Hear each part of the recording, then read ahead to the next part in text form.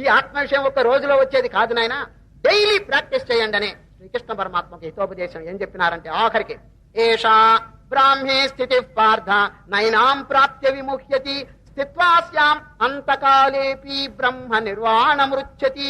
అర్జున, అంతకాలం అంటే శరీరం పడిపోయే వరకు డోంట్ స్టాప్ యువర్ సాధన అన్నాడు అర్జునుడు. ఈ సాధన ఎంతకాలం చేయాలని కొందరు అడుగుతారు. ఏమండి, ఒక సంవత్సరం చేసి ఆపచ్చునా అని. Nonsense. Srikrishna don't stop it అన్నాడు. ఎంతకాలం? ఈ శరీరం పడిపోయే వరకు ఈ సాధన వదలద్దు. ఎందుకు?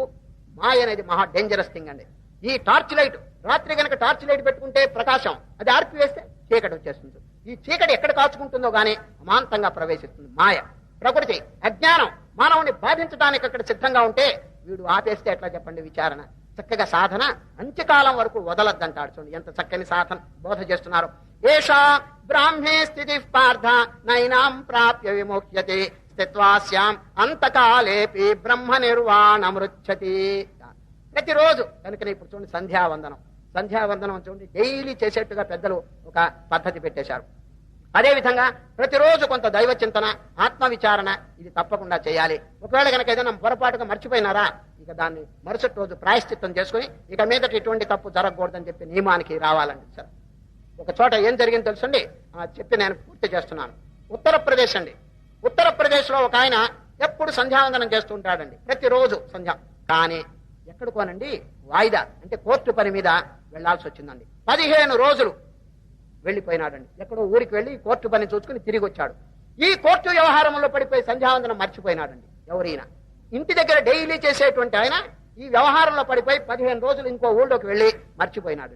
ఇంటికి వచ్చిన తర్వాత ఎంత పొరపాటు అయిపోయింది, 15 రోజులు సంధ్యావందనం నేను మర్చిపోయినానే. ఏమనుకున్నాడు తెలుసునా, ఈ 15 రోజులు నేను చేయవలసిన సంధ్యావందనం ఈ ఒక్క రోజులోనే నేను పూర్తి చేస్తానని సంకల్పం మొదలు పెట్టాడండి. ఏమని మొదలు పెట్టాడు? ఉత్తరప్రదేశ్ వాడు హిందీలో చెప్తున్నాడండి. ఓం శుభే శోభన ముహూర్తే అద్య బ్రహ్మణ ద్వితీయ పరార్థే 15 दिन का సంధ్యావందన్ ఏకదం కరిష్యే అన్నాడు.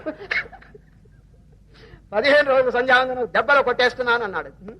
ఈ విధమైన పద్ధతి మంచిది కాదండి. ఏమండి, ఇంకో ఊరికి వెళ్తే అన్నం తింటలా, భోజనం చేయటలా, భోజనం జ్ఞాపకం ఉంటే దేవుడిని మర్చిపోవాలండి. చెప్పండి, భోజనం అనేది రెగ్యులర్ గా ఎట్లా జరుపుతున్నారో ఈ ధ్యానము, ఈ పూజ, భగవత్ చింతన కూడా రెగ్యులర్ గా తప్పకుండా జరగదు. మీరు ఎన్ని ఊళ్ళకల్లా వెళ్ళండి, carry A Bhagavad Gita in your pocket.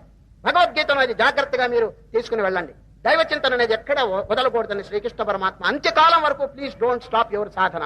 ఏషా బ్రాహ్మీ స్థితి పార్థ నైనాం ప్రాప్య విముహ్యతి స్థిత్వాస్యామంతకాలేపి బ్రహ్మ నిర్వాణమృచ్చతి.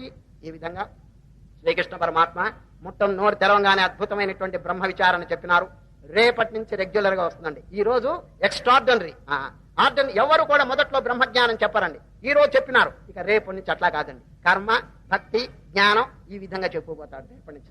రేపు వచ్చేది కర్మయోగం. శ్రీకృష్ణ